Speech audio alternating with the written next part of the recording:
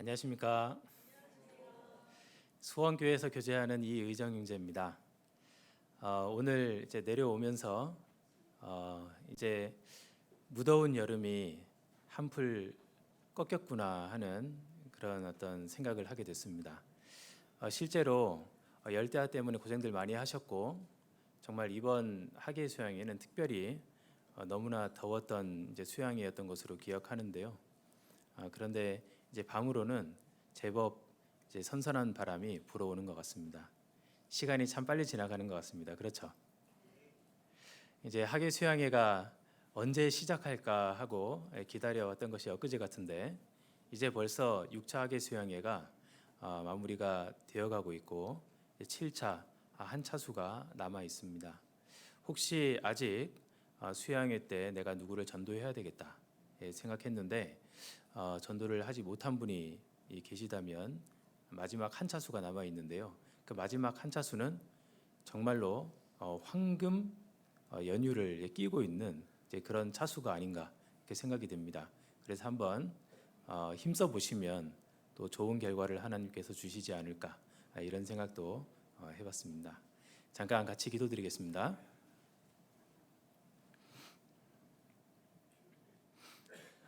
사랑과 은혜가 풍성하신 하나님 아버지 참으로 감사드립니다.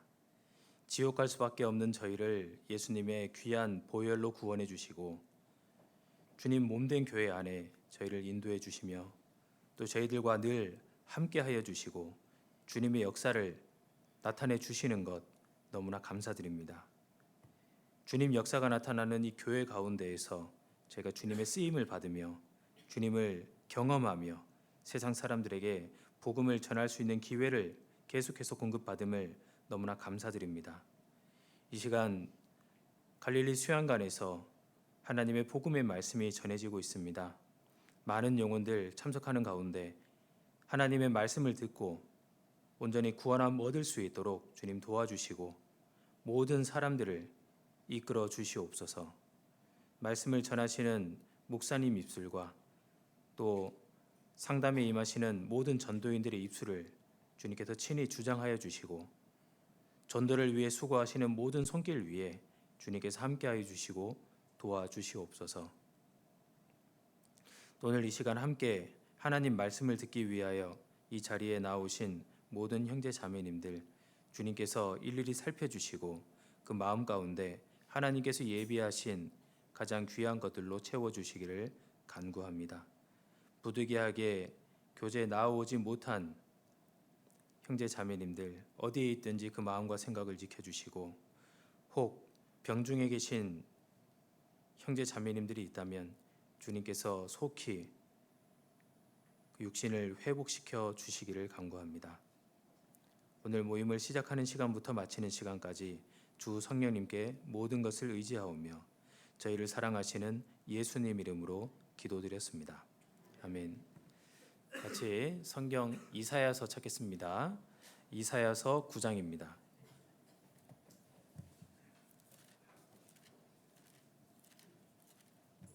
이사야 9장 6절입니다.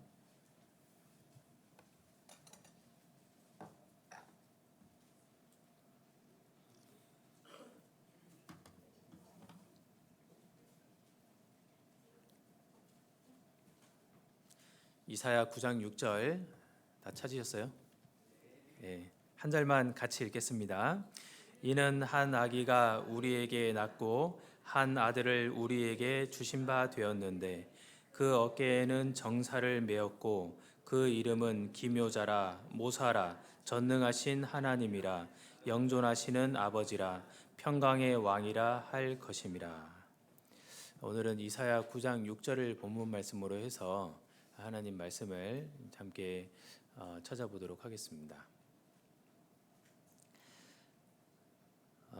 여기 이름이라는 말씀을 하셨습니다. 예수님의 이름. 그 이름은 기묘자라 모사라 전능하신 하나님이라 영존하시는 아버지라 평강의 왕이라 할 것임이라. 예수님의 이름이 이렇게 여러 가지다 이렇게 말씀을 하시는 거죠. 이름. 우리 모두에게는 각자의 이름이 있습니다. 근데 이름은 조금 독특합니다. 이름은 분명히 내가 받았고 분명히 내 것인데 사용은 남들이 더 많이 합니다. 내 이름인데 다른 사람들이 더 많이 사용을 하죠. 그리고 그 사람의 이름을 부를 때, 그 사람의 이름을 이야기할 때 그 이름 자체보다는 그 이름에 연결되어 있는 그 사람의 인생, 또 그 사람의 인품, 그 사람의 됨됨이, 이런 여러 것들이 드러나게 됩니다. 그래서 아가서에는 내 이름이 쏟은 향기름 같다, 이런 표현이 있습니다. 내 이름이 쏟은 향기름 같다. 향기름을 쏟으면 그 방 안에 정말 그 향내가 진동을 할 겁니다. 어떤 사람의 이름을 이야기할 때는 정말 쏟은 향기름 같은 이제 그런 이름이 있을 겁니다. 그 이름 중에 가장 좋은 향을 내는 이름, 그 이름 중에 우리가 입에 담기만 해도 정말 마음이 즐거워지는 이름, 가장 큰 감동을 주는 이름이 있습니다. 그 이름이 예수님입니다. 예수님. 예수님을 이야기할 때 마음에 감동이 없는 그리스도인들은 없을 겁니다. 예수님을 이야기할 때 정말 아름답다 하고 생각하지 않는 그리스도인은 없을 겁니다. 감사하는 마음을 가지지 않는 그리스도인은 단연코 없을 겁니다. 예수님은 이 세상에 가장 겸손한 모습으로 오셨습니다. 그리고 나를 위해서 내 죄를 친히 담당하시기 위해서 십자가를 지셨고, 그리고 나를 구원하시기 위해서 친히 목숨을 내어 주셨습니다. 그래서 이 세상에서 가장 영구한 이름이 무엇이냐? 예수님입니다. 가장 가치 있는 이름, 가장 존귀한 이름이 무엇이냐? 예수님이라고 이야기할 수 있습니다. 가장 뛰어난 이름이 무엇이냐? 예수님입니다. 네, 이 성경에는 예수님의 이름을 크게 두 가지로 말씀을 하시거든요. 여기 이사야 9장에는 이렇게 줄을 표시를 해두시고요. 마태복음 1장을 같이 보시겠습니다. 마태복음 1장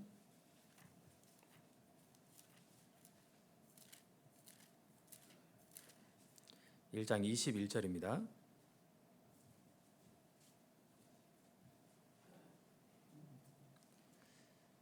(1장 21절) 같이 읽겠습니다. 아들을 낳으리니 이름을 예수라 하라.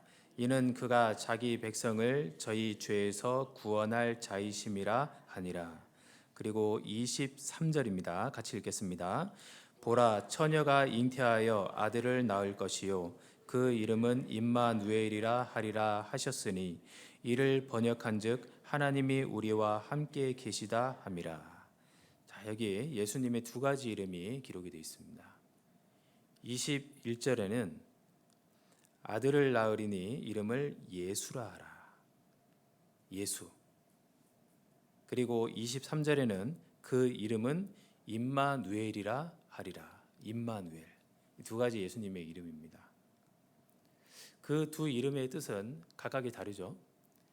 그래서 21절에는 예수라 하라 하시면서 이는 그가 자기 백성을 저희 죄에서 구원할 자이심이라. 그래서 예수라는 이름 뜻 자체는 자기 백성을 죄에서 구원할 자시다, 이런 뜻입니다. 그리고 23절에 임마누엘 예수님은 이를 번역한즉 하나님이 우리와 함께 계시다 함이라, 이렇게 말씀을 하셨습니다. 예수님은 그 예수님의 이름 그 자체로 우리를 구원하시기 위해서 먼저 오셨습니다. 그리고 예수님은 임마누엘 하나님입니다. 예수님은 하나님이 우리와 함께 계시기 위해서 오신 이제 예수님입니다. 임마누엘 하나님. 그러니까 사람이 구원을 받을 때 이제 예수님의 참 이름의 의미가 그 사람에게 이루어지는 것이죠. 그리고 구원받은 이후에는 이제 계속해서 예수님과 함께 살게 되는 것입니다. 이제 구원을 받을 때 주님이 우리 가운데 들어오십니다. 그래서 임마누엘 하나님이 되시는 거죠. 우리와 늘 함께 해주시는 겁니다. 그래서 한 사람이 예수님의 이름에 연결이 될 때 그 사람이 이제 하나님 앞에 존귀한 존재가 되는 것이고, 그리고 그 이후에 함께 하시는 주님과 더불어 살아가면서 존귀한 삶을 살아갈 수 있게 되는 것입니다. 이사야 9장 6절에 있는 예수님의 여러 가지 이름이 이제 기록이 되어 있는데요. 9장 6절에 있는 이름들은 임마누엘 예수님의 이제 구체적인 세부적인 모습을 말씀하시는 것이다. 이제 그렇게 이해를 할 수 있습니다. 다시 이사야 9장 6절을 돌아가 보겠습니다.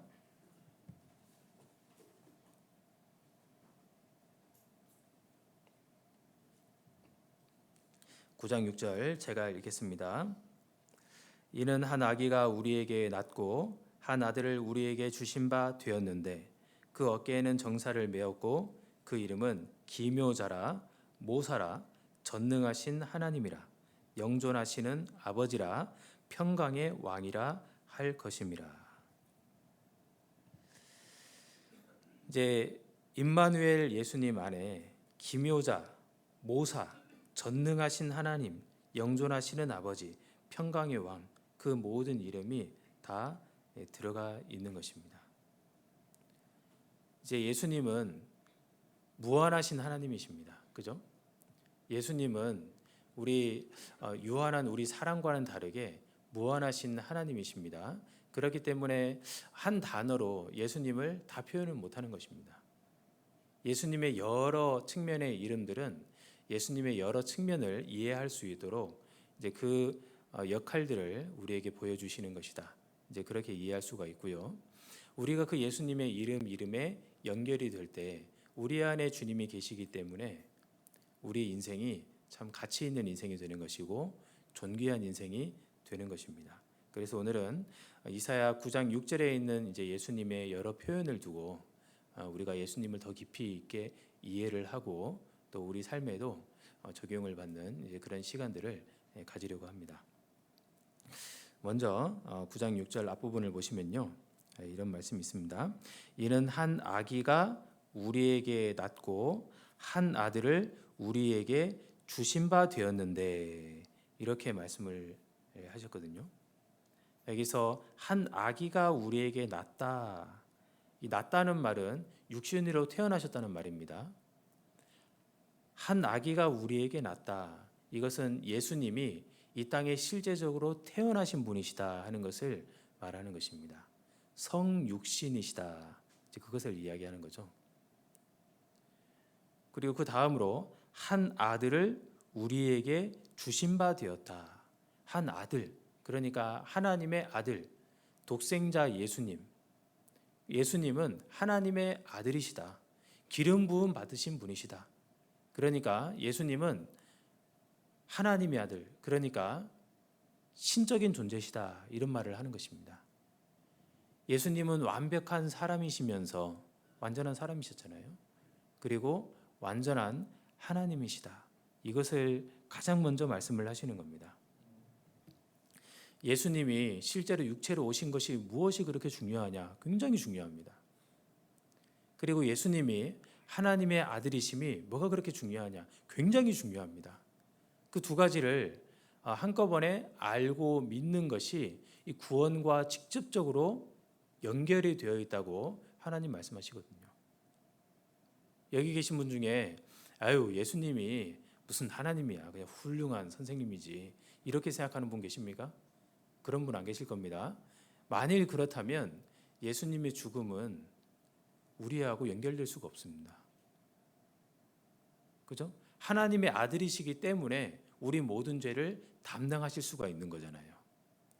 근데 예수님이 뭐 그렇게 하나님식이나 되냐 이렇게 생각하시는 분은 이 가운데 안 계실 겁니다. 근데 교회를 다닌다고 하면서도 예수님을 정말 하나님으로 생각하는 사람들이 이제 정말 다들 그렇게 믿어야 되는데 그렇게 생각하지 않는 사람들이 있는 겁니다. 여기 그대로 줄을 넣어 두시고요. 요한 1서를 보겠습니다. 요한 1서 2장입니다.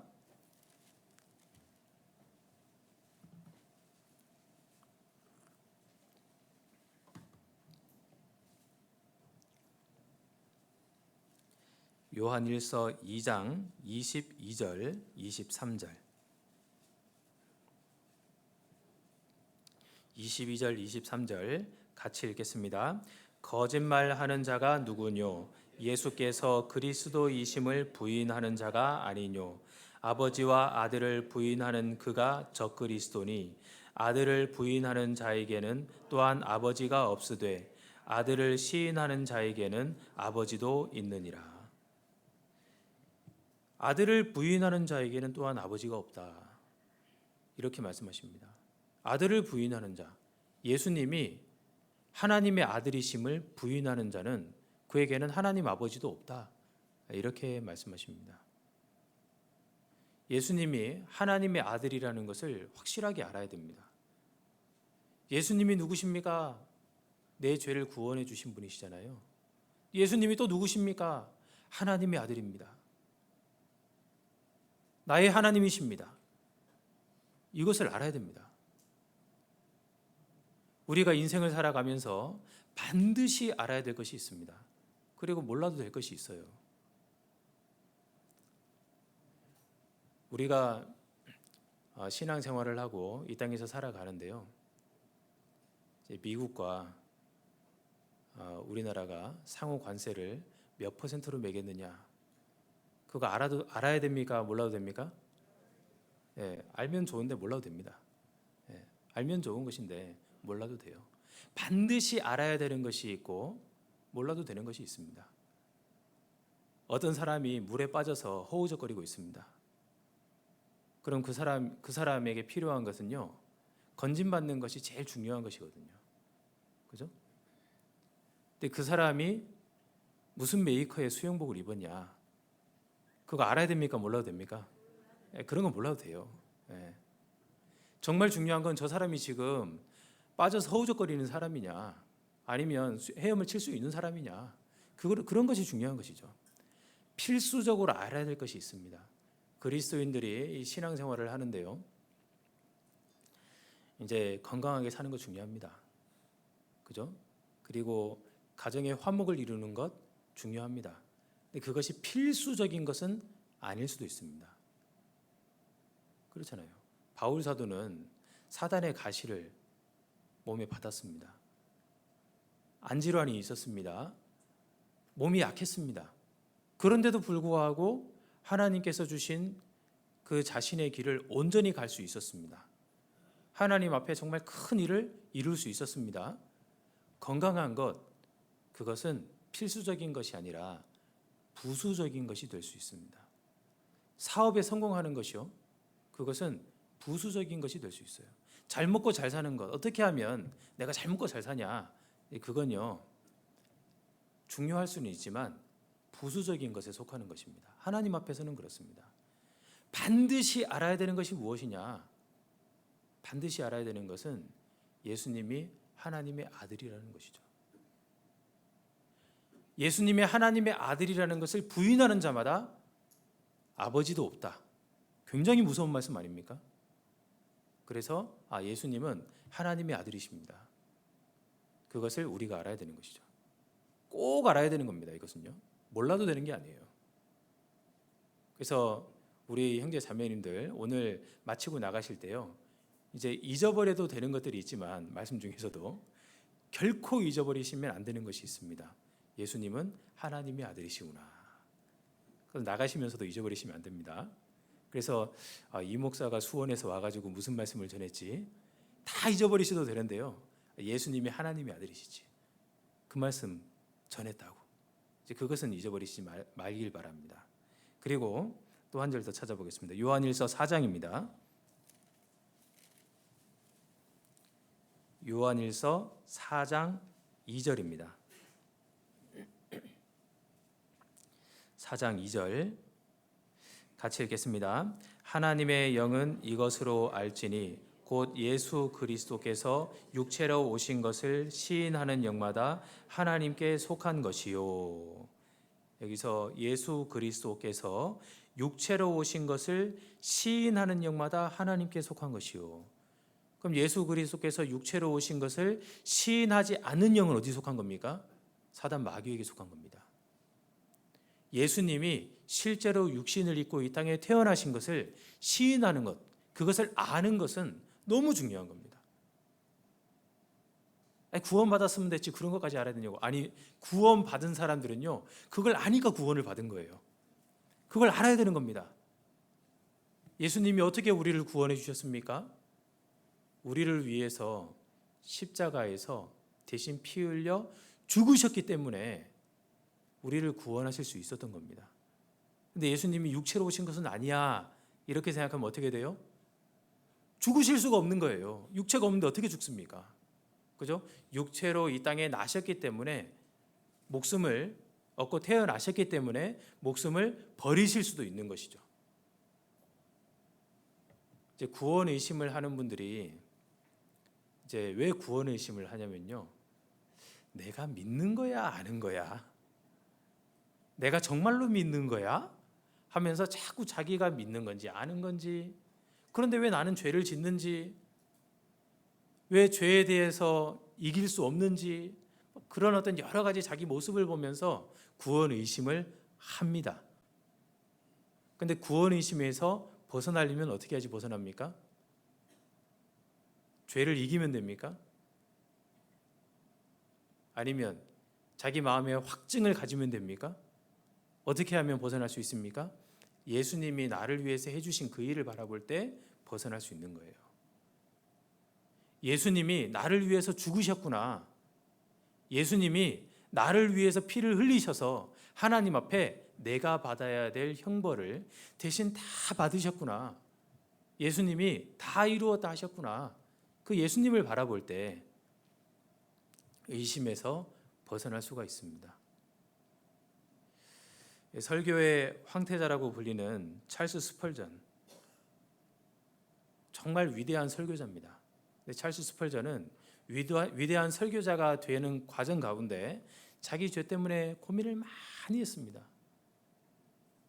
자기가 지은 죄 때문에 이건 꼼짝없이 지옥 가게 됐잖아요. 어떻게 하면 내가 천국에 갈고 계속해서 고민을 하는데, 어떤 한 일반 평신도가 앞에 나와서 설교를 하는 그 설교 내용을 듣다가 구원을 확실하게 받게 됐습니다. 그때 찾았던 말씀이 이사야 45장 22절 말씀이었는데요. 땅 끝의 모든 백성아, 나를 앙망하라. 그리하면 구원을 얻으리라. 그렇다. 내가 왜 자꾸 내 모습을 보고 있었던가? 내 지은 죄를 생각하고 있었던가? 자꾸 나만을 바라보고 있었던가? 구원은 하나님을 바라봄으로, 예수님을 바라봄으로 이루어지는 것인데 왜 자꾸 나를 바라봤던가? 그러면 그 예수님이 어떤 분이신지를 알아야 되잖아요. 예수님은 육신을 입고 이 땅에 태어나신 분이십니다. 그리고 예수님은 나를 위해 목숨을 버리신 분이십니다. 그리고 그 예수님이 하나님의 아들이셨습니다. 그래서 예수님이 그냥 일반 평신도에서도 안 되는 것이고, 예수님이 일반 그냥 우리 같은 일반 사람이어서도 안 되는 겁니다. 하나님의 아들이어야 되는 거잖아요. 그렇죠? 하나님의 아들이니까 그 피가 우리 피랑 다른 거예요. 예수님의 피는 순수한 피입니다. 죄가 없는 피입니다. 하나님의 아들의 피입니다. 그래서 그 피가 우리 모든 죄를 씻을 수가 있는 거예요. 그래서 예수님의 인성과 예수님의 신성을 가장 먼저 아는 것이 필요한 것이고요. 구원을 받을 때 그 예수님의 피의 가치가 그렇구나 하는 것을, 그리고 이것이 확실하게 이루어진 일이구나 하는 것을 알고 그것이 사실이구나 하니까 믿어짐으로, 그 사실을 믿음으로 말미암아 구원을 얻게 되는 것입니다. 이사야 9장 다시 돌아가겠습니다.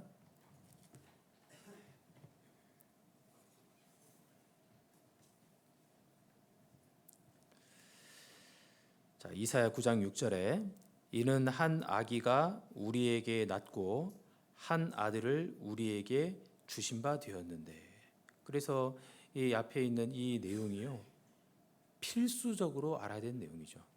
그리고 한 아들을 우리에게 주신 바 되었다. 한 아들을 우리에게 주셨다. 이렇게 말씀하셨는데요. 하나님이 세상을 이처럼 사랑하사 독생자를 주셨다 말씀하셨습니다. 그러니까 주셨다 하는 이 안에는요, 무엇을 주셨다 하는 것이 기록이 되어 있잖아요. 그러니까 우리를 얼마만큼 사랑하셨다 하는 말씀이 표현이 되어 있는 겁니다. 이제 구원을 받고 신앙생활을 쭉 해나가면서 자신의 부족한 모습을 바라보며 실망할 때가 많습니다. 하나님은 나를 구원해 주시고 이런 큰 은혜를 주셨는데 나는 왜 이렇게 힘없이 이렇게 보잘것없는 모습으로 하나님 앞에 살아가야 되느냐. 내가 다짐한 것들이 정말 실패되는 것이 더 많습니다. 그렇지 않습니까? 여러분, 연초에 동계수련회를 할 때 여러분 다짐했던 것들이 있으실 겁니다. 벌써 잊어버렸습니까? 다짐하셨던 것들이 있습니다. 무엇을 계획을 세우시고 어떻게 다짐하셨습니까? 근데 이제 한 해의 절반이 지나가고 있잖아요. 절반 이루셨습니까? 이미 포기해버리지 않았습니까? 잊어버리지 않았습니까? 그것을 생각할 때요, 야, 그러면 그렇지. 나는 해도 안 되는구나. 난 정말 연약하고 하나님 앞에 너무나 부족한 인간이구나. 이런 것을 이제 생각할 때가 있습니다. 그런데요, 하나님은 그런 나를 모르셨습니까? 다 아십니다. 내가 계획 세워놓고 달성을 할지, 내가 계획을 세워놓고 중간에 잊어버릴지, 죄의 유혹이 다가올 때 그것을 극복하고 뛰어넘을지, 죄의 유혹에 걸려 넘어져서 죄를 짓고 슬퍼하고 눈물을 흘릴지 하나님은 다 아시는 거예요. 그것을 다 아시면서도 우리에게 아들을 주셨습니다. 그래서 우리는 하나님의 사랑을 정말 계속해서 생각할 수가 있는 것입니다. 자, 이는 한 아기가 우리에게 낳고 한 아들을 우리에게 주신 바 되었는데 그 어깨에는, 예수님의 어깨에는 정사를 메었고라고 말씀하셨습니다. 그 어깨에는 정사를 메었고, 이 정사는 통치권, 지배권 이런 것을 말하는 것입니다. 예수님은 정사를 메신 분이시잖아요. 통치권을 가지신 분입니다. 예수님께서 마태복음 28장에 하늘과 땅의 모든 권세를 내게 주셨으니 하고 말씀하셨습니다. 모든 권한을 가지신 분이 예수님입니다. 시편 2편 이렇게 찾아보겠습니다.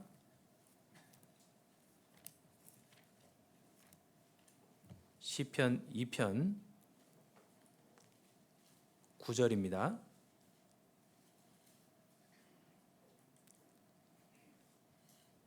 9절부터 12절 끝절까지 천천히 같이 읽어보겠습니다. 내가 철장으로 저희를 깨트리며 질그릇같이 부수리라 하시도다. 그런즉 군왕들아 너희는 지혜를 얻으며 세상의 관원들아 교훈을 받을지어다. 여호와를 경외함으로 섬기고 떨며 즐거워할지어다. 그 아들에게 입맞추라. 그렇지 아니하면 진노하심으로 너희가 길에서 망하리니 그 진노가 급하심이라. 여호와를 의지하는 자는 다 복이 있도다. 내가 철장으로 저희를 깨트리며 질그릇같이 부수리라 하시도다. 하나님께서 예수님에게 이 세상을 심판하실 권한을 주셨습니다. 그래서 마지막 때에 예수님이 이 세상을 심판하러 오실 때 철장으로 저희를 질그릇 깨트리듯이 박살을 낼 것이다. 이렇게 말씀하십니다. 세상의 군왕들아, 이 세상의 권세 잡은 자들에게 말씀을 하십니다. 군왕들아 너희는 지혜를 얻으며 세상의 관원들아 교훈을 받을지어다. 그 아들에게 입맞추라. 이 세상에 아무리 권세 있는 자라고 하더라도 예수님 발에 입을 맞춰야 됩니다. 예수님 앞에 굴복해야 합니다. 그리고 예수님을 자신의 구주로 받아들여야 됩니다. 예수님이 이 세상을 심판하실 모든 통치권을 가지신 분이기 때문에 그렇습니다. 그래서 요한계시록 19장에 보면요, 예수님이 이 세상 마지막에 백마를 타고 세상에 쫙 내려오시잖아요. 이 세상을 박살을 내시는 겁니다. 이 세상 군왕들이 예수님 앞에 굴복을 합니까? 굴복을 안 합니다. 그래서요, 백마를 타고 내려오는 예수님 앞에 쫙 대적을 해서요, 전쟁을 일으키려고 준비를 하는 겁니다. 근데 예수님이 그때 내려오실 때 핵폭탄에 맞으면 예수님이 돌아가십니까? 예수님 안 돌아가십니다. 예수님은 완전한 몸을 입으셨거든요. 죽지 않는 몸, 다치지 않는 몸, 늙지 않는 몸, 병들지 않는 몸, 영광의 주님으로 이 땅에 내려오시는 거죠. 그때 우리는 어디 있습니까? 우리도 예수님을 따라서 이 땅에 내려옵니다. 우리도 백마를 타고 세상을 심판하시는 주님을 따라서 이 땅에 내려오는 거예요. 세상을 함께 심판하는 겁니다. 그것은 예수님이 정사를 메었는데 우리도 함께 그 통치권을 받아서 시행하는 존재가 된다, 이런 의미가 되는 것이죠. 우리는 왕적인 존재로 이 세상에 내려오는 겁니다. 예수님은 만왕의 왕으로 내려오시는 거예요. 지금 예수님은 통치권을 가지고 계십니다. 교회의 머리로 계셔서 교회를 다스리고 계시잖아요. 우리는 그 예수님의 몸이 되어서 이 교회 안에 소속이 되어서 이 교회를 다스리는 일에 함께 동참하고, 그리고 이 통치권을 가지고 세상에 영향력을 미치는 그러한 존재가 되는 것이죠. 성경 고린도전서 6장을 보겠습니다.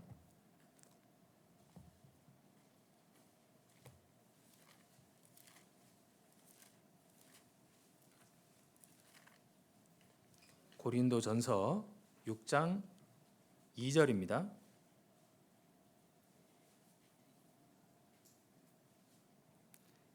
(6장 2절) 제가 읽겠습니다. 성도가 세상을 판단할 것을 너희가 알지 못하느냐? 세상도 너희에게 판단을 받겠거든 지극히 작은 일 판단하기를 감당치 못하느냐? 우리가 천사를 판단할 것을 너희가 알지 못하느냐? 그러하거든 하물며 세상 일이랴. 여기서 너희가 알지 못하느냐 하는 말씀을 쓰셨습니다. 너희가 알지 못하느냐, 무슨 표현입니까? 이거 알아야 된다, 이런 표현입니다. 너희가 이것은 알아야 된다 하고 말씀하시는데, 첫 번째, 성도가 세상을 판단할 것을 너희가 알지 못하느냐. 우리가 어떻게 세상을 판단합니까? 예수님이 이 세상을 심판하러 오실 때 우리도 함께 심판하러 오거든요. 예수님이 보좌에 앉으셨을 때 우리도 그 주위에 12보좌가 있습니다. 그죠? 24보좌가 있습니다. 신구약 성도들이 모두 그 보좌에 앉아서 함께 심판에 동참하는 것입니다. 그리고 우리가 천사를 판단할 것을 너희가 알지 못하느냐 하고 말씀하셨습니다. 우리가 지금은요, 천사들보다 못한 모습입니다. 천사들은 적어도 죄 안 짓잖아요. 근데 우리는 죄의 유혹에 걸려 넘어질 때가 많습니다. 천사들은 하나님의 영광의 모습을 직접 보잖아요. 근데 우리는 지금 하나님 얼굴 보면 어떻게 됩니까? 깨꼬닥. 지금 하나님 얼굴 보면 죽습니다. 그래서 하나님을 눈으로 보지도 못하고, 그리고 천사들처럼 죄의 유혹에 딱 버티는 그런 힘도 없고. 그런데요, 너희가 천사를 판단할 줄을 너희가 알지 못하느냐. 우리가 부활의 몸을 입게 되면 천사보다 낮게 됩니까? 천사보다 높게 됩니까? 천사보다 높게 됩니다. 우리가 몸의 영광을 다 입게 되면요, 우리보다 높으신 분은 주님밖에는 안 계시는 거예요. 우리가 천년왕국 안에 들어가면 천년 동안 왕적인 존재가 됩니다. 천년 동안 왕노릇하리라. 천국에 들어가면요, 세세토록 왕노릇하리라. 너희가 이것을 알지 못하느냐? 알아야 된다, 이렇게 말씀하십니다. 예수님은 정사를 메신 분입니다. 우리가 예수님의 이름 안에 연결이 됩니다. 예수님이 우리 안에 들어오십니다. 우리도 함께 그 정사를 메고 그 통치권을 가진 존재가 된다, 이렇게 말씀하신 겁니다. 성경 요한계시록 3장을 보겠습니다.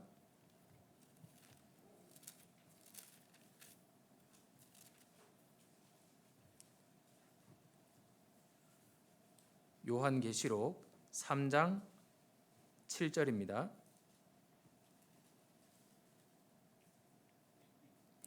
3장 7절 같이 읽겠습니다. 빌라델비아 교회의 사자에게 편지하기를 거룩하고 진실하사 다윗의 열쇠를 가지시니 곧 열면 닫을 사람이 없고 닫으면 열 사람이 없는 그 이가 가라사대. 다윗의 열쇠를 가지시니 누굽니까? 예수님입니다. 곧 열면 닫을 사람이 없고 닫으면 열 사람이 없는 그 이가 가라사대. 이 세상 어떤 것으로도 사람이 구원을 이룰 수가 없습니다. 억만금을 준다고 하더라도 구원을 살 수 없습니다. 오직 구원은 예수님께로부터 말미암는 것이죠. 예수님께서 닫으면 열 사람이 없습니다. 예수님께서 열면 닫을 사람이 없습니다. 예수님께서 구원의 문이 되시고 또 사람의 마음 문을 열어주시는 겁니다. 예수님께서 루디아의 마음을 열어서 하나님의 말씀을 청종케 했습니다. 구원을 받게 하셨습니다. 예수님께서 엠마오에 내려가는 사람들의 마음 문을 여시고 그 말씀을 풀어주셨습니다. 마음이 뜨거워집니다. 예수님께서 그 모든 권한을 가지신 분이시잖아요. 그 권한을 우리에게 넘겨주시는 겁니다. 우리에게 넘겨주신 겁니다. 마태복음 찾아보겠습니다. 마태복음 16장입니다.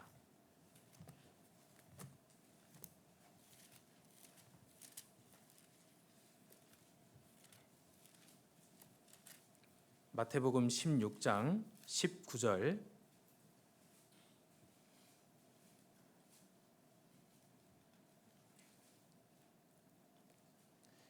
19절 같이 읽겠습니다.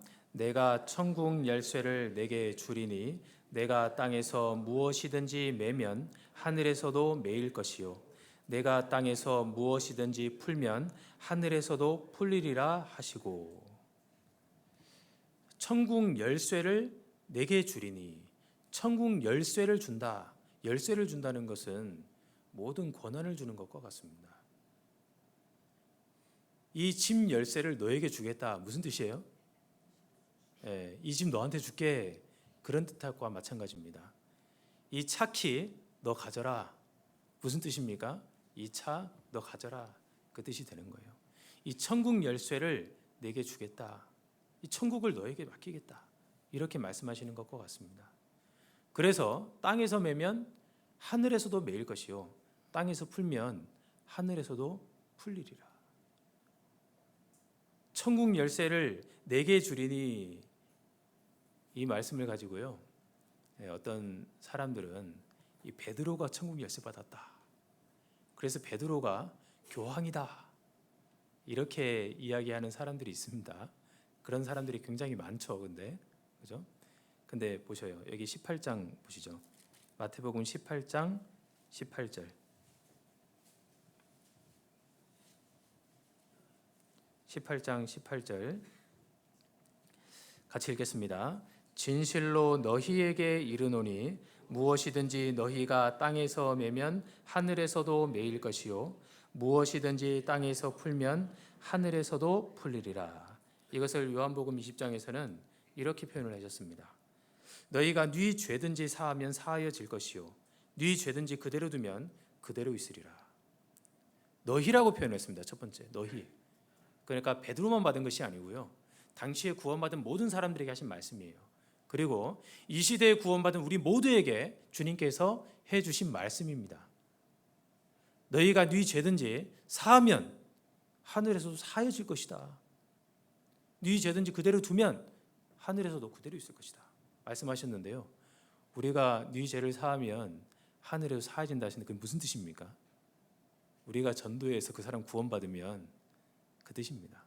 우리가 전도하면 그 사람이 구원을 받아 천국에 들어갈 수 있을 것을 말씀해 주신 거예요. 누가요? 우리가. 그러니까 내가 가만히 있으면 어떻게 됩니까? 하늘에서도 그냥 그대로 있는 거예요. 그들의 죄가. 그러니까 내가 전도 안 하면 그 사람들은 그대로 지옥 가는 겁니다. 내가 전도하면 그 사람들은 천국 갈 기회가 열리는 거예요. 그러니까 예수님께서요, 천국 열쇠를 우리에게 넘겨주신 것이 맞는 겁니다. 세상 사람들이 우리를 볼 때는 다른 사람들하고 별 차이 없이 보입니다. 세상 사람들이 우리를 볼 때는 자꾸 귀찮게 하는 사람으로 보일 수 있어요. 자꾸 말씀 들으러 가재, 자꾸 자기 교회 가재, 나는 불교인데, 나는 천주교인데, 난 아무것도 믿기 싫은데 자꾸 교회를 가재요. 귀찮아 죽겠어요. 세상 사람들이 볼 때는요, 막 싫은 사람이에요. 그래서 핍박을 하는 거예요. 그럼 우리는 어떻게 해야 됩니까? 핍박을 당해야죠. 그 핍박받는 존재입니다. 그래서 만물의 찢기가지 되었다, 이런 표현이 또 있습니다. 그런데요, 실상은 어떻습니까? 실상은 우리는 통치권을 가진 자들입니다. 우리는 그들의 영혼을 건질 수 있는 권한을 받은 자들입니다. 정사를 맨 자들입니다. 우리는 주님과 함께하는 자들입니다. 그것을 알아야 됩니다. 그죠? 야, 저 집은 돈도 많고 하는 일마다 잘 풀리고, 이야, 부럽다, 이렇게 생각할 것이 아닌 거예요. 얼마나 불쌍합니까? 저 사람들 주님을 모르고 저대로 살다 죽으면 정말 끔찍한 지옥으로 떨어지게 될 텐데, 근데 몰라요. 저 사람들은 그것을. 얼마나 불쌍합니까? 그들의 영혼을 위해서 기도하고 그들의 영혼을 살릴 수 있는 기회를 주신 것을 감사하고, 기회가 올 때, 또 기회가 오지 않더라도 계속해서 말씀을 전하기 위해서 노력하는 그런 모습으로 우리가 살아가야 되지 않겠습니까? 우리는 그 큰 통치권을 받은 사람들입니다. 자부심을 가져도 됩니다. 잠시 후면 주님이 오시잖아요. 주님이 오시면 내가 어떻게 노력했느냐에 따라서 주님이 영원한 것으로 갚아주십니다. 이 세상에서 잘 먹고 잘 사는 사람들보다요, 훨씬 귀한 것들로 체험을 입게 되는 겁니다. 영원한 것으로. 자, 다시 본문 돌아가 보겠습니다. 이사야 9장 6절입니다. 이는 한 아기가 우리에게 낳고 한 아들을 우리에게 주신 바 되었는데 그 어깨에는 정사를 메었고, 그리고 그 이름은 기묘자라, 모사라, 전능하신 하나님이라, 영존하시는 아버지라, 평강의 왕이라 할 것임이라 말씀하셨습니다. 이제 그 이름은 기묘자라고 말씀하셨어요. 기묘자. 이 말씀을 이제 순서대로 우리가 이해를 할 필요도 사실 있습니다. 그 이름은 기묘자라. 기묘자라는 말 뜻 자체가 놀라운 분이다, 기적이다, 이런 뜻입니다. 사사기에서 주님께서 이 마노아, 삼손의 부모님이죠, 이 마노아 부부에게 나타나셨을 때 내 이름은 기묘니라 하고 말씀을 하셨습니다. 내 이름은 기묘니라. 주님은 삼손을 통해서 자신이 기묘자이신 것을 나타내셨습니다. 그리고 우리에게도 마찬가지죠. 이제 구원을 받을 자격 없는, 아무런 무가치한 우리에게 주님께서 구원을 베풀어 주시고, 또 우리 안에 들어와 계신 것으로 우리를 또 놀라게 하십니다. 주님은 기묘자이십니다. 인생 가운데 가장 놀라우신 분이 누구시냐? 주님이시잖아요. 어떻게 주님께서 이 세상에 내려오셨습니까? 어떻게 저 같은 사람을 구원해 주셨습니까? 어떻게 제 안에 계십니까? 그것이 기묘이신 주님이십니다. 그리고 우리가 그 놀라우신 주님과 연결이 되고 이 세상에서 미칠 수 있는 영향력이 어떤 것이라는 것을 알게 될 때, 야, 정말 놀랍다. 나같이 정말 하나님 앞에 비루한 자가 정말 세상에 이런 영향력을 미칠 수 있는 존재가 됐구나. 정말 놀라운 일 아닙니까? 당연한 일입니까? 나 정도 되니까 구원받았지, 나 정도 되니까 하나님께 쓰임받지, 그렇게 생각하는 분들이 안 계실 겁니다. 어떻게 저를 구원해 주셨습니까? 어떻게 저를 쓰십니까? 그런 하나님을 생각하면 정말 한 사람이 주님 안에서 이런 존재가 된다는 것, 그리고 이 구원받은 이후에 우리의 삶이 놀랍게 변화해 나간다는 것, 그런 것 자체가 놀라움의 연속이 되는 것이죠. 시편 8편을 보겠습니다. 시편 8편.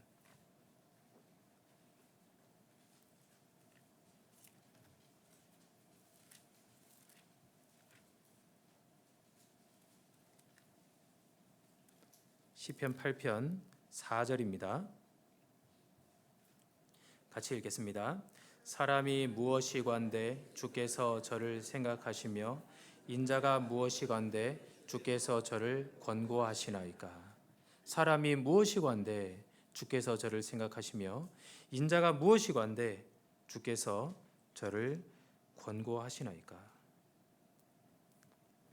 주님께서 나를 얼마만큼 살피시고 얼마만큼 돌아보시고 나를 얼마만큼 깊이 사랑하시는지를 알아갈 때 정말 주님이 저 같은 사람을 이렇게 사랑하십니까?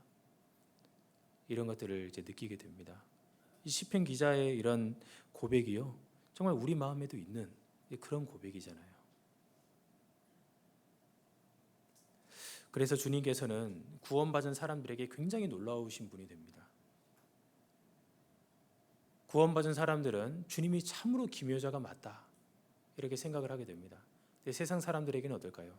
세상 사람들에게는 지금은 기묘자가 아니시지만 죽음을 건너가고 났을 때 크게 놀라는 일이 있을 겁니다. 이 시편 73편에는 이렇게 말씀하십니다. 73편 한번 찾아보겠습니다. 시편 73편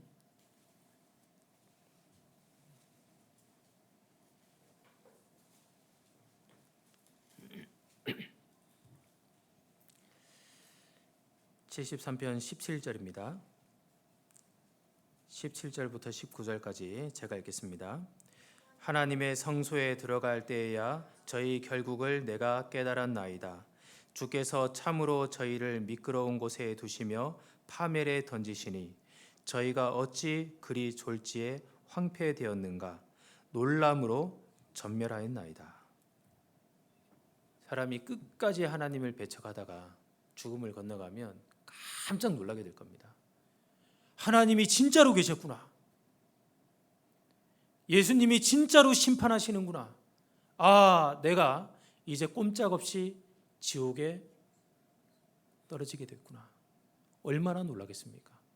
만일 알았다면 그들이 세상에서 구원을 받지 않겠습니까? 몰랐기 때문에 자신의 걷는 그 길이 어디로 향하는지를 모르는 겁니다. 그걸 몰랐기 때문에 정말로 놀라게 되는 거예요. 그리고 구원을 받지 않은 사람이 자기가 구원받은지 착각하는 사람도 있을 겁니다. 자기가 천국 가는지 알았는데 꼼짝없이 지옥에 떨어지는 것을 발견하게 됐을 때 참으로 놀라지 않겠습니까? 그 놀람을 받는 그 사람들이 얼마나 불쌍한 사람들입니까? 그렇잖아요. 그들에게 주님은 기묘자이십니다. 정말로 놀라우신 분이십니다. 예수님은 우리를 구원하심으로써 우리에게 기묘자가 되셨습니다. 그죠? 그리고 우리의 삶에 함께 하시면서 우리를 계속해서 도와주시고 나 같은 사람을 하나님의 크신 역사를 이루시는데 사용해 주심으로써 주님이 기묘이심을 드러내십니다. 삼손같이 이방 여인에게 눈이 빼앗기고 자기의 힘을 모두 잃어버린 그런 존재를 하나님이 쓰시잖아요. 기묘자십니다.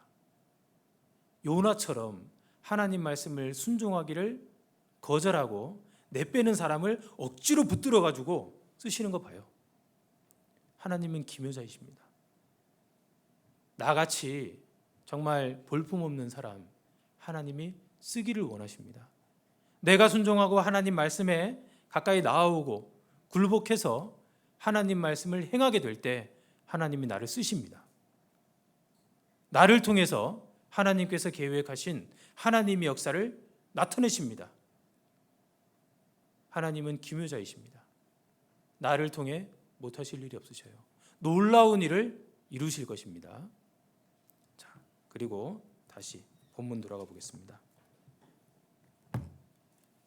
이사야 9장 6절. 그 이름은 기묘자라. 그 다음이 무엇입니까? 그죠, 모사라. 모사. 모사는 상담자 또는 위로해 주는 자, 충고해 주는 자, 계획을 수립해 주는 자, 이런 의미가 되는 것입니다. 예수님은 나를 상담해 주시고, 예수님은 나에게 지혜를 주셔서 계획을 세우게 하시고, 여러 가지 일들을 지혜롭게 해결할 수 있게 해주시는 나의 모사가 되시는 분이십니다. 세상 사람들은 예수님을 의지하지 않습니다. 세상 사람들은 다른 것들을 의지합니다. 사람을 의지하고, 물질적인 것은 의지하고, 권력을 의지하고 그렇게 살아갑니다. 근데 우리 그리스도인들은 참 모사이신 주님만을 의지해서 살아가야 합니다. 이사야 2장을 보겠습니다. 앞에 2장.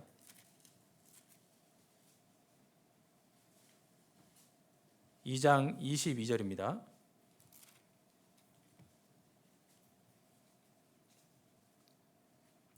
(2장 22절) 같이 읽겠습니다. 너희는 인생을 의지하지 말라. 그의 호흡은 코에 있나니 수에 칠 가치가 어디 있느뇨. 너희는 인생을 의지하지 말라. 인생을 의지하지 말라. 사람 의지하지 마라. 그 말씀이십니다. 그의 호흡은 코에 있나니. 그렇죠? 이제 코로 숨 쉬는 게 다 끊어지면 더 이상 도움을 줄 수도 아무것도 할 수가 없잖아요. 그러니까 우리 그리스도인들은 사람을 의지해서는 안 됩니다. 우리가 이제 결혼을 해서 믿음의 가정을 세웁니다.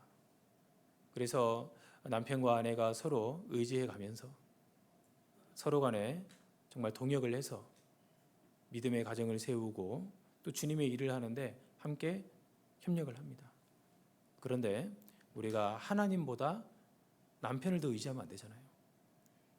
하나님보다 아내를 더 의지하면 안 됩니다.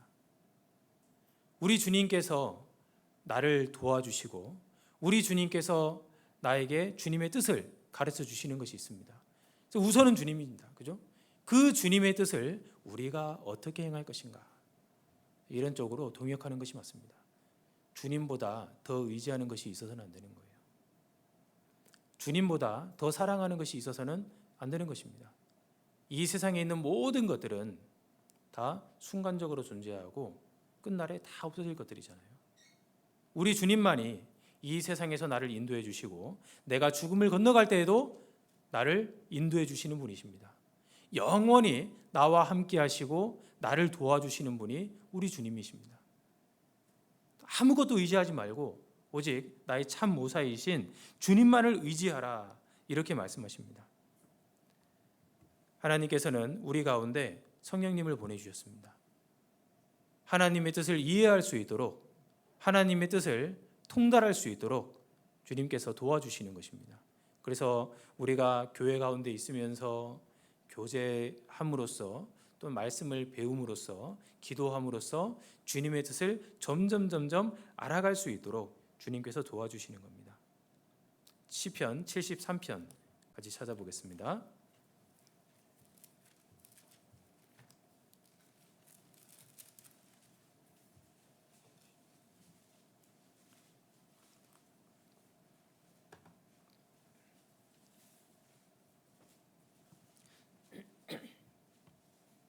시편 73편 17절입니다. 16절 17절 같이 읽겠습니다. 내가 어찌면 이를 알까 하여 생각한즉 내게 심히 곤란하더니 하나님의 성소에 들어갈 때에야 저희 결국을 내가 깨달았나이다.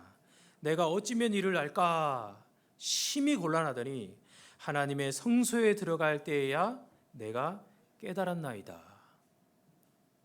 이 성소가 어디입니까? 성소가 교회입니다. 교회. 우리 시대 교회입니다. 하나님의 성전, 교회입니다. 두세 사람이 내 이름으로 모인 그곳에 나도 함께하겠다 예수님 말씀해 주셨습니다. 이 교회 가운데 주님이 계셔서 주님이 우리를 일깨워 주십니다. 세상에서 가장 지혜로운 분 하면 누굽니까? 예수님입니다. 그죠? 그 예수님이 이 가운데 계셔서 우리를 일깨워 주셔요. 삶의 참 가치를 일깨워 주십니다. 우리가 왜 살아가야 되는지, 삶의 의미가 무엇인지를 깨닫게 해주십니다. 우리 주변에 있는 환경에 참된 의미를 알게 해주십니다. 주님이 가르쳐 주시는 거예요. 그리고요, 이 세상에 존재하는 어떤 물질적인 것들의 가치도 깨닫게 해주십니다. 이 세상은 그걸 몰라요. 그래서 가치를 매기고 있는데 뒤죽박죽입니다. 완전히 뒤죽박죽입니다. 하나님 편에서 바라볼 때 이 가치가 올바로 보이는 거예요. 어떤 어린아이가 슈퍼에 들어가서요, 가격표를 막 떼가지고 자기 붙이고 싶은데 다 붙이는 거예요. 네. 그래서 1,000원짜리 물건인데 10만 원짜리가 딱 붙어 있는 거예요. 10만 원짜리 물건에 몇백 원짜리 막 붙어 있고, 사람들이 들어오면요 난리가 납니다. 뭐야 이거 지금. 네. 그런 것처럼 이 세상이 그렇다 그 얘기예요. 가방 하나가 1,000만 원이 넘는 것들이 있습니다. 가방의 가치는 무엇입니까? 가방은 담는 거예요. 그런데 비가 오면요, 이제 뭐 우스갯소리인데 진품인지 가품인지 뭐 얼마짜리인지 그런 게 비 올 때 다 드러난다고 하더라고요. 이제 비가 오는데 가방을 품속에 이렇게 집어넣어 가지고 품고 가면 이제 비싼 가방이래요. 비가 올 때 이렇게 머리에 이고 비를 막으면서 가면 그건 싼 가방이라고 이야기를 하더라고요. 근데 우리 시대요, 막 몇 천만 원짜리 막 가방이 있습니다. 몇 백만 원짜리 막 가방이 있습니다. 가방의 이유가 뭡니까? 담으려고 있는 거예요. 담으려고. 옷이 막 몇 천만 원짜리, 몇 백만 원짜리 그런 옷들이 있습니다. 근데 우리 그리스도인들은 옷의 참된 의미를 잘 알고 있습니다. 가방의 의미를 알고 있습니다. 차의 의미를 알고 있습니다. 집의 의미를 알고 있습니다. 신주단지 뭐 모시듯이 막 그렇게 애지중지하는 그런 세상 사람들이 있습니다. 그런데요, 우리는요 그 참 의미를 아는 사람들입니다. 왜요? 모사 되신 주님께서 우리에게 참된 지혜를 주시거든요. 물질의 참된 가치를 알고 있습니다. 이것이 어떻게 쓰여지면 몇몇 사람들을 더 건질 수 있을 것이다. 그래서 우리가 세계 선교를 위해서 많은 헌금을 하지 않습니까? 그 세계 선교를 우리가 적극적으로 지원하기 때문에 수많은 사람들이 지금도 구원을 받고 있습니다. 우리의 물질의 가치가요, 이 세상 우리나라에서 쓰이는 것과 그리고 해외에 나가서 쓰임 받는 것과 큰 차이가 있습니다. 우리가 그런 큰 일들을 하고 있습니다. 주님께서 그렇게 할 수 있도록 우리를 또 이끌어 가시잖아요. 지금 해외 교회가 하나도 없다면요, 할 수 있습니까? 못합니다. 할 수 있도록 하나님께서 우리에게 기회를 주시고 또 우리에게 그런 마음을 주시고 지혜를 주시는 겁니다. 우리는 이 세상을 바라볼 때 가치가 어떠한지 정확하게 압니다. 시간의 가치가 어떻게 되는지 그것도 정확하게 압니다. 그죠? 우리가 보내는 한 시간이 얼마나 귀중한 시간들입니까? 그것이 영원한 천국하고 다 연결이 되어 있습니다. 시간을 허투루 보낼 수가 없는 거예요. 그래서 허송세월을 할 수가 없는 겁니다. 어떻게 하면 이 시간을 더 귀하게 보낼 수 있을까? 치열하게 고민을 하는데 왜 그럽니까? 이것이 영원한 세상과 연결이 되어 있기 때문에 그런 거예요. 그런 지혜를 하나님이 주시잖아요. 그죠? 주님께서 우리 가운데 계셔서 일깨워 주시잖아요. 하나님의 성소에 들어갈 때에야 저희 결국을 내가 깨달았나이다. 내가 그것을 깨닫게 되잖아요. 하나님의 말씀을 가까이 할 때 우둔한 자도 지혜롭게 된다 말씀하셨습니다. 이 시편 19편 한번 찾아보겠습니다.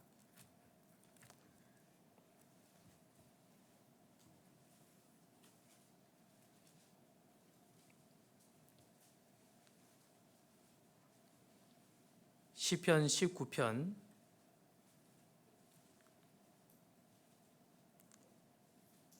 7절입니다. 7절, 8절을 같이 읽겠습니다. 여호와의 율법은 완전하여 영혼을 소성케 하고 여호와의 증거는 확실하여 우둔한 자로 지혜롭게 하며 여호와의 교훈은 정직하여 마음을 기쁘게 하고 여호와의 계명은 순결하여 눈을 밝게 하도다. 거기까지요. 여기서 여호와의 율법, 여호와의 증거, 여호와의 교훈, 여호와의 계명, 다 이 성경 말씀을 말씀하시는 겁니다. 근데 여기 가운데 7절 뒷부분에 여호와의 증거는 확실하여 우둔한 자로 지혜롭게 하며, 어떤 사람이 지혜로운 사람입니까? 하나님의 말씀을 순종하는 사람, 온전히 순종하는 사람이 가장 지혜로운 신앙생활을 한 사람입니다. 가장 가치 있는 인생을 산 사람입니다. 그러니까요, 똑똑해야지 신앙생활 잘하는 것이 아니에요. 말씀을 이해해서 그 말씀을 그대로 행하는 사람이 지혜로운 사람이 되는 것입니다. 하나님께서는 우리에게 인생을 어떻게 살아가면 가장 지혜로운 사람이 되는지, 가장 가치 있는 인생을 살 수 있는 사람이 되는지 이 말씀을 통해서 자세히 일러주셨습니다. 그러니까 말씀을 대충 읽어야 됩니까? 자세히 읽어야 됩니까? 자세히 읽어야죠.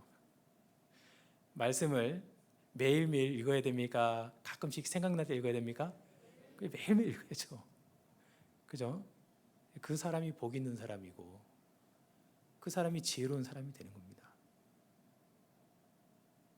주님께서 말씀이 육신이 되신 분이십니다.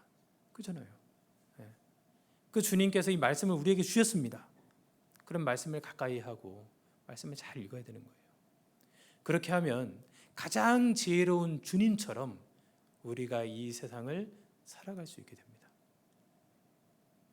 성경 한 구절 더 찾아보겠습니다. 전도서 4장입니다. 시편, 잠언, 전도서죠. 전도서 4장 1절입니다.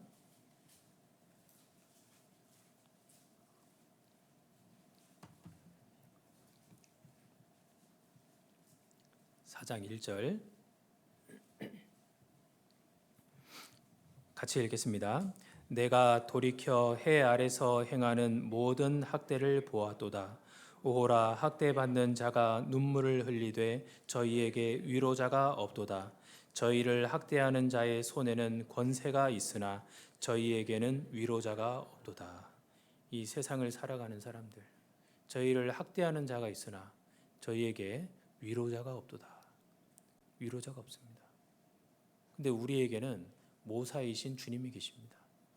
주님이 우리 마음을 어루만져 주시고 주님이 우리를 위로해 주십니다. 주님이 우리를 이끌어 주십니다. 도와주십니다. 세상 사람들에게는 위로자가 없다 말씀을 하셨는데 우리는 주여 내가 무엇을 바라리요? 나의 소망은 주께 있나이다. 우리는 소망을 주님께 두고 주님께 위로를 받고 주님으로 말미암아 힘을 얻고 주님으로 말미암아 이 세상에서 신앙생활을 할 수 있게 되는 것입니다.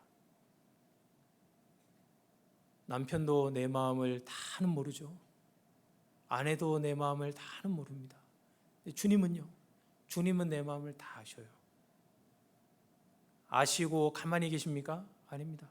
내 마음을 아시고 나를 위로해 주십니다. 내가 신앙생활을 하는 것 주님이 다 아십니다. 그리고 마지막 때 주님 앞에 서게 되는 그날 내가 행한 모든 것들에 대한 보상을 해주시는 분이 주님이십니다. 그래서 아무도 이해하지 못하더라도 주님이 나를 알아주시면 된다. 이런 마음으로 신앙생활을 할 수도 있습니다. 동역자가 많으면 좋습니다. 근데 동역자가 없어도 나는 주님 앞에서 신앙생활을 할 수 있는 거예요. 아무도 돌아오지 않는다고 하더라도 주님이 내 옆에서 길을 알려주시고 위로해 주시니까요. 예레미야처럼 끝까지 주님 말씀을 순종해서 신앙생활을 할 수도 있는 겁니다. 우리에게 참된 모사가 되시는 주님이 계시기 때문에 가능한 일입니다. 다시 본문 돌아가 보겠습니다. 이사야 9장 6절. 그 이름은 기묘자라 모사라 그리고 전능하신 하나님이라 말씀을 하셨습니다. 전능하신 하나님이라. 하나님은 전능하신 하나님이시죠. 모든 일을 하실 수 있는 분입니다. 사실 하나님께서는요 못할 일이 없으시죠. 마귀의 일을 멸하십니다. 마귀도 하나님의 허용하심 안에서 마귀 짓을 하잖아요. 그죠? 하나님이 허락지 않으시면 그 마귀 짓도 못합니다. 마귀가 욥을 아주 공격 대상으로 삼았습니다. 하나님께서 욥을 귀하게 보시니까 아주 마귀는 그 흠을 내는데 이제 앞장서거든요. 그래서 하나님, 저 욥이 하나님을 아주 순전한 마음으로 섬기겠습니까? 아닙니다. 욥에게 전 재물을 많이 주시고 욥에게 저런 어떤 권세를 주시고 욥에게 평안한 삶을 주시니까 욥이 그러는 거지요. 욥의 재물을 다 뺏어 보십시오. 욥의 재물 그리고 욥의 가족들을 다 한번 데려가 보십시오. 그럼 아마 하나님을 배반할 겁니다. 한번 해봐. 내려가서요. 욥의 자녀들을 싹 죽여버리고 욥이 가지고 있는 모든 것들을 싹 뺏어가 버리잖아요. 근데 마귀가 뭘 못합니까? 못하는 거 있잖아요. 욥의 생명은 건드리지 마라. 욥을 아프게까지는 할 수 있어도 욥의 생명은 건드리지 마라. 하나님이 한계를 다 그어두신 거예요. 이 바다의 파도가 굉장히 교만합니다. 계속해서 육지로 올라오려고 하잖아요. 근데 하나님께서 모래사장을 다 그어가지고 한계선을 두셨습니다. 그런 것처럼 이 사단 마귀가 세상에서요 막 사람들을 집어삼키려고 합니다. 우리 그리스도인들의 신앙을 무너뜨리려고 합니다. 그런데요 하나님은 한계선을 딱 두시는 거예요. 전능하신 하나님이십니다. 그리고 우리가 하나님 말씀에 순종하고 말씀에 복종하고 그 말씀을 이루려 할 때 하나님께서 우리를 통해서 그 영광을 나타내시는 거죠. 왜요? 하나님이 우리에게 주신 권세가 마귀에게 잠깐 허락한 권세보다 훨씬 큰 것이기 때문에 그렇습니다. 그런데 고달파요. 그죠? 신앙생활을 하다 보면 이 마귀가요 참 사람을 고달프게 합니다. 때때로는 마귀의 유혹에 걸려 넘어지기도 합니다. 핍박을 막 받으면 포기하고 싶은 생각이 막 올라오기도 해요. 그런데 우리가 전능하신 하나님을 기억해야 됩니다. 전능하신 하나님. 하나님은 마귀의 일을 충분히 멸하시는 분이십니다. 성경 시편 50편을 보겠습니다.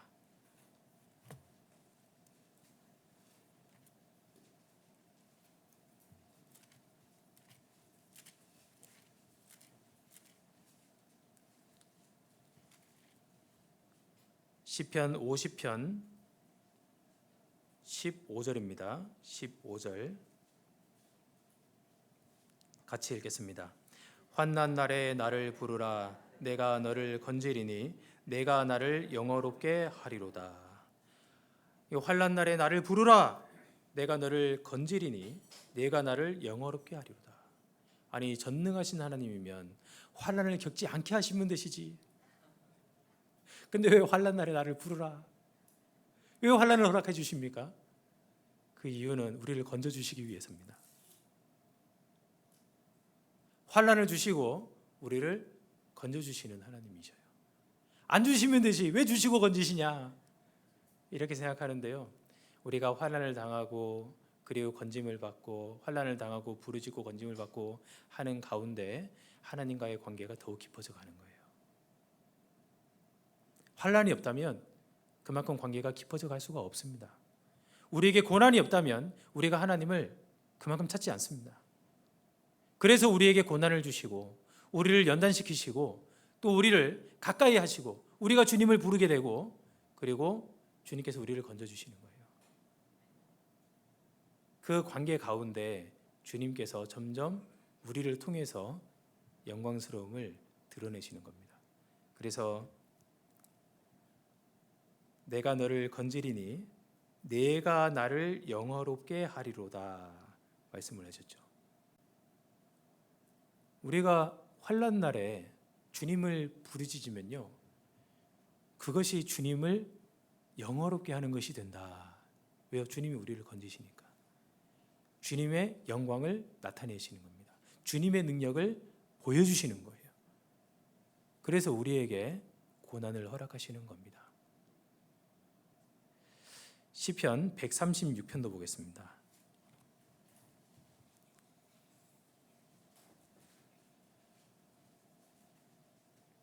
시편 136편 16절입니다.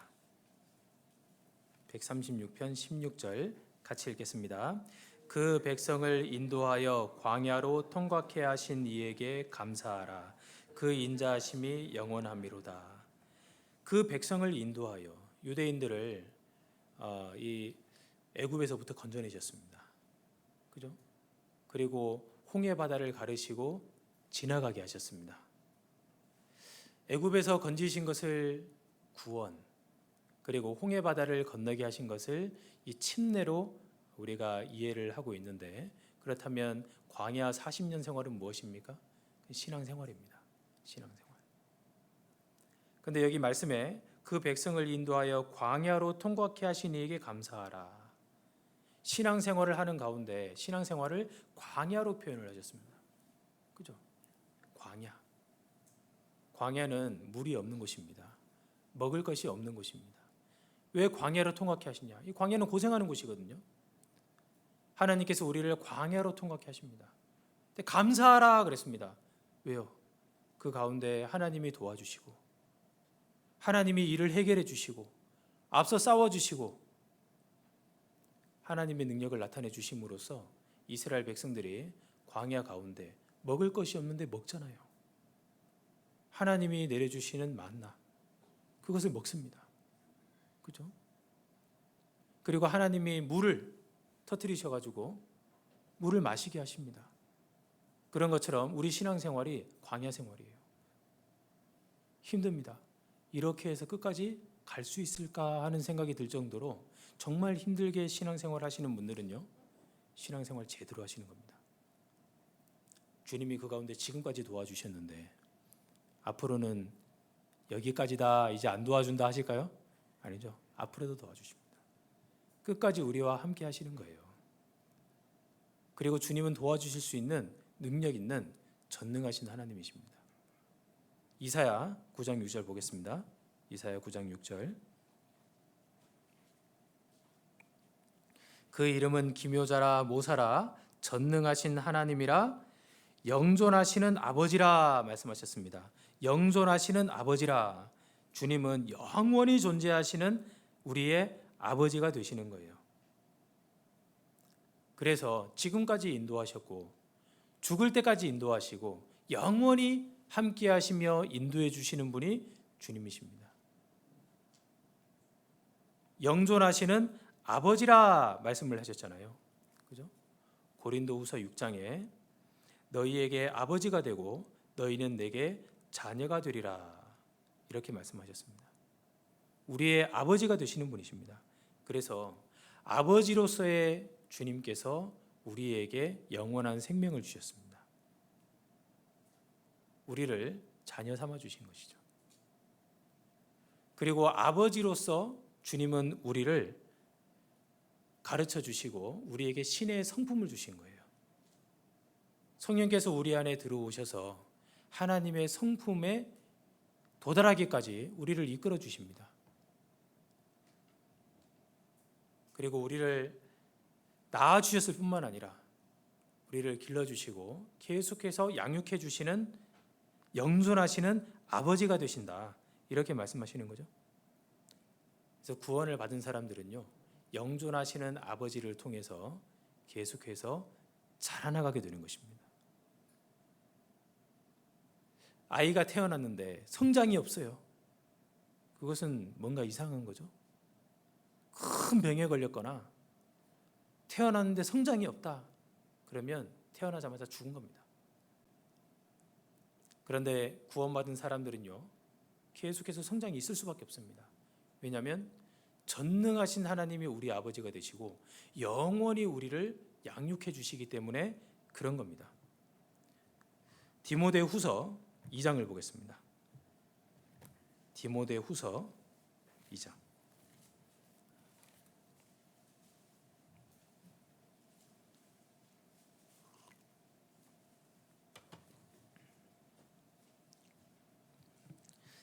디모데후서 2장 10절 같이 보겠습니다.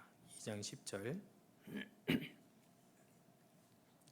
한 절을 같이 읽겠습니다. 그러므로 내가 택하신 자를 위하여 모든 것을 참음은 저희로도 그리스도 예수 안에 있는 구원을 영원한 영광과 함께 얻게 하려 함이로라. 자, 그리스도 예수 안에 있는 구원을 영원한 영광과 함께 얻게 하려 함이로라. 이제 우리가 구원을 받으면요, 이제 구원을 받으면 그것으로 끝나는 게 아니죠. 영원한 영광이 또 있는 것입니다. 하나님이 우리를 살려주셨습니다. 그래서 천국에 들어가게 하셨습니다. 근데 불가운데 얻은 구원처럼 아무것도 없이 그냥 맨몸으로 벌거벗은 몸으로 천국에서 영원히 살게 하시느냐, 그것이 아니라고 하셨어요. 영원한 영광과 함께 얻게 하려 함이로라. 하나님께서 우리를 구원하시기 위해서 독생자 예수님의 피를 흘리게 하셨습니다. 예수님의 생명의 값어치로 우리를 먹여주신 거예요. 얼마만큼 우리를 사랑하시는 겁니까? 가장 사랑하시는 거예요. 그렇게 사랑하시는 우리를 위해서 천국의 영광을 예비하셨습니다. 우리에게 상급을 주시려고 준비하고 계시는 거예요. 예수님께서 보라, 내게 줄 상이 내게 있다. 각 사람의 그 행한 대로 갚아주리라. 주님께는 우리에게 주실 상이 있습니다. 그러면 그 상이 시원찮은 것일까요? 정말로 귀한 것일까요? 얼만큼 귀한 것일까요? 상상도 하지 못할 정도로 귀한 것입니다. 상상도 못할 거예요. 그래서 눈으로도 보지 못하고 귀로 듣지도 못하고 마음으로 깨닫지도 못했던 그런 것들을 주님께서 예비하고 계실 겁니다. 천국에 들어가서 주님께서 예비하신 것을 우리가 받게 될 때 아마 이런 생각은 다 똑같이 하실 거예요. 내가 행한 이것이 이렇게 큰 상이 된다고? 하고 아마 처음에 놀랄 겁니다. 그죠? 물 한 잔 떠다 준 것도 상을 잃지 아니하리라 하셨는데 그 상이 이렇게 큰 것이라고? 한번 생각을 하실 거예요. 그리고 또 하나, 그럴 줄 알았으면, 상이 이런 건 줄 알았으면 그때 더 열심히 하는 건데, 더 희생하고 더 봉사하고 더 섬기고 더 드렸을 것인데, 아마 분명히 그렇게 생각하지 않겠습니까? 저도 마찬가지입니다. 분명히 그렇게 생각할 겁니다. 주님께서는요, 우리에게 정말로 귀한 것을 주시려고 기다리고 계십니다. 그래서 말씀으로 우리를 권면하시고 그렇게 살면 안 돼. 그것이 누구를 위한 겁니까? 하나님을 위한 것이지만 나를 위해서 그렇게 말씀해 주시는 거예요. 기회를 계속해서 주시는 겁니다. 고난도 주시고 또 기회를 주시고 여러 가지 여건들을 만들어 주시는 것이죠. 그때 영존하시는 아버지, 나의 아버지를 내가 확실하게 믿고 의지한다면 최선을 다해서 주님 말씀을 이루려고 할 것입니다. 주님은 나에게 나쁜 것을 주시려 하실 리가 없어. 그 믿음을 가지고 이 길 끝에는 주님의 칭찬이 있을 것이고 주님의 위로가 있을 것이고 주님이 주시는 상이 있을 것이다 하고 확실하게 믿는다면 하나님 원망하지 않을 겁니다. 그죠? 그래서 영존하시는 아버지라 말씀을 하셨죠. 그리고 마지막으로 돌아가 보겠습니다. 이사야 9장 6절.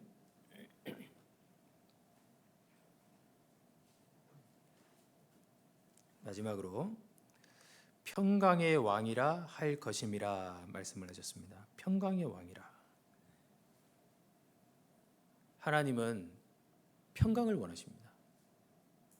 그래서요, 예레미야 29장을 보면 이런 말씀이 있습니다. 나 여호와가 말하노라. 너희를 향한 나의 생각은 내가 아나니 재앙이 아니라 곧 평안이요 너희 장래에 소망을 주려 하는 생각이라. 너희는 내게 부르짖으며 와서 내게 기도하면 내가 너희를 들을 것이요 너희가 전심으로 나를 찾고 찾으면 나를 만나리라. 이스라엘 백성들이 하나님을 끝까지 거역하고 하나님을 배척하니까 바벨론의 70년 포로 생활을 하게 됐습니다. 예레미야 그것을 이야기하는 거예요. 그러면서 하나님의 뜻을 말씀을 전하는데요. 재앙이 아니라 평안을, 장래의 소망을 주려고 이렇게 하는 것이다 말씀을 하십니다. 실제로 이스라엘 백성들이 바벨론의 70년 포로 생활을 하면서요, 하나님에 대한 신앙이 회복이 됐습니다. 그들이 더 이상 우상을 섬기지 않고 하나님만을 섬기겠다는 그 신앙으로 회복이 됐습니다. 왜 그것을 회복시키려고 하나님이 그들에게 고생을 하게 하십니까? 그래야 그들의 영혼이 참 평안이 주어지기 때문입니다. 예수님이 이 세상에 오셔서요, 사람들에게 죄에 대해 책망을 하셨습니다. 죄를 책망하시고 돌이키라고 하셨습니다. 지옥에 대해서 말씀을 하셨습니다. 왜요? 지옥 가지 말라고, 영혼의 참 평안을 얻으라고, 구원받으라고. 그리고 예수님이 십자가에 죽으시고 부활하신 이후에 제자들에게 나타나셨어요. 제자들에게 하신 말씀이 너희에게 평강이 있을지어다. 죄 문제를 모두 해결하신 주님께서 너희에게 평강이 있을지어다 말씀하셨거든요. 예수님은 평강의 왕입니다. 하나님과 우리 사이에 막힌 담을 허신 분이 예수님이잖아요. 많은 사람들을 하나 되게 하신 분이 예수님입니다. 그죠? 주님 안에서는 한국인, 일본인, 중국인이 없습니다. 주님 안에서는 그리스도인밖에 없습니다.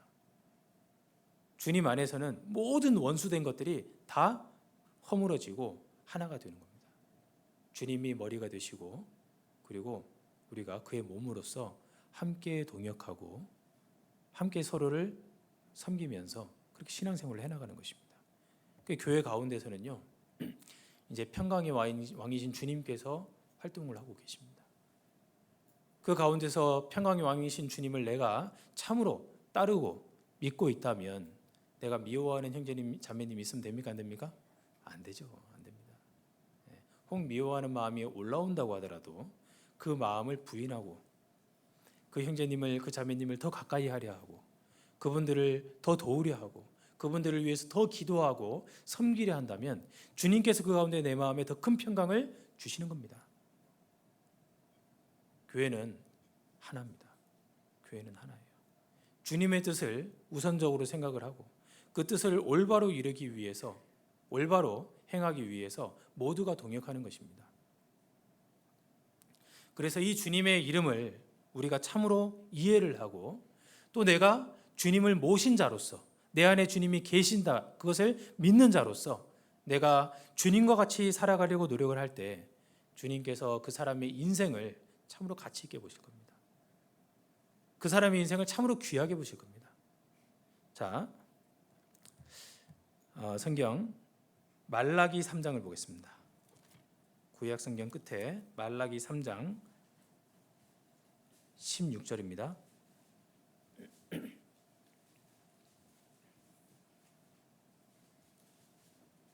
말라기 3장 16절 같이 읽겠습니다. 그때 여호와를 경외하는 자들이 피차에 말하매 여호와께서 그것을 분명히 들으시고 여호와를 경외하는 자와 그 이름을 존중히 생각하는 자를 위하여 여호와 앞에 있는 기념책에 기록하셨느니라. 그 이름을 존중히 생각하는 자를 위하여 여호와 앞에 있는 기념책에 기록하셨느니라. 주님의 이름을 존중히 생각하는 자들이 있습니다. 그 이름을 참으로 존중히 생각을 한다면 그 이름의 모습대로 나도 살아가야 되겠다. 이런 마음을 가지게 될 것입니다. 그래서 하나님 앞에는 여러 책이 있는데 그중 하나가 기념책입니다. 기념책. 기념책에는 우리가 주님 안에서 어떤 말을 주고받은지 그 모든 것들이 다 기록이 되는 겁니다. 말뿐만 아니라 우리의 행동들도 다 기록이 되는 겁니다. 주님의 기념책은 영원히 기록되고 보존되는 책입니다. 영원히 기억되는 그 일들을 우리가 행하고 있는 것이죠. 고린도 전서 16장을 보겠습니다.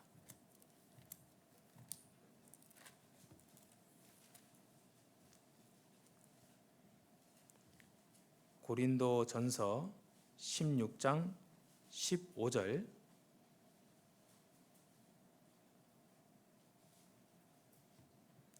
제가 읽겠습니다.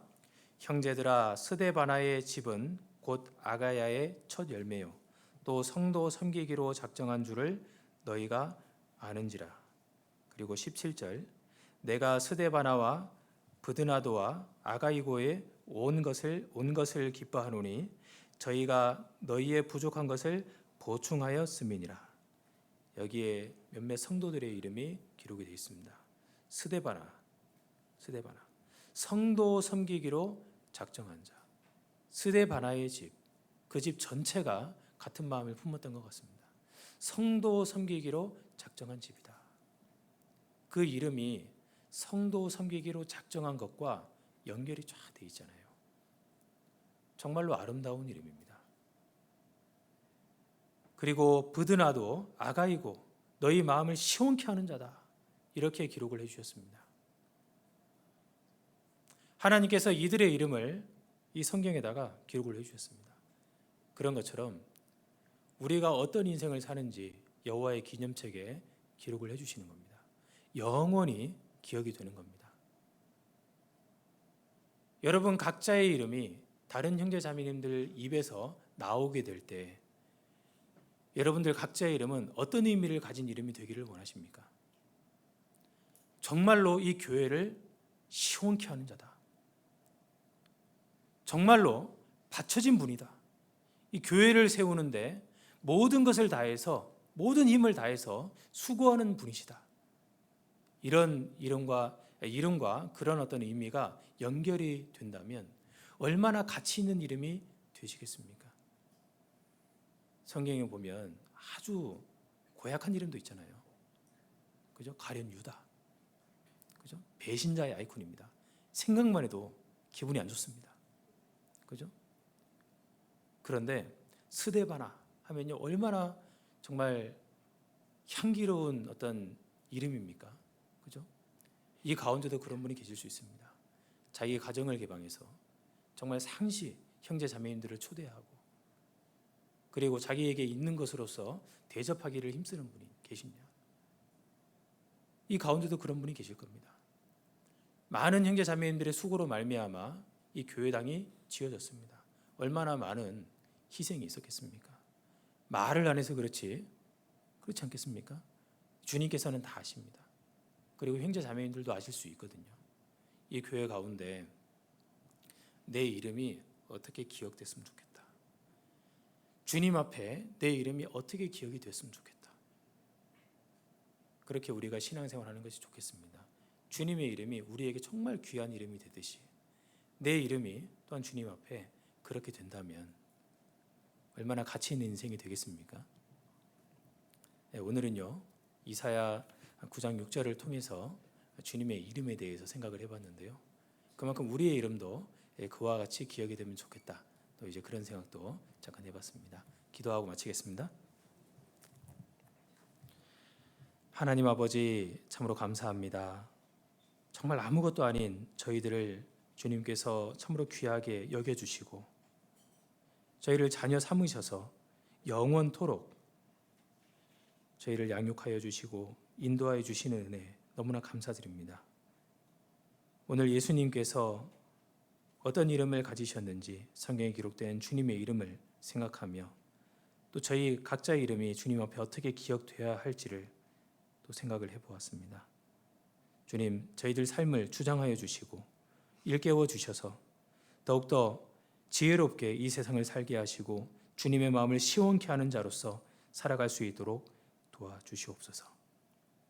오늘 이후에 있는 모든 시간 주님께서 함께하여 주시고 도와주시기를 부탁드리오며 저희를 사랑하시는 예수님 이름으로 기도드렸습니다. 아멘.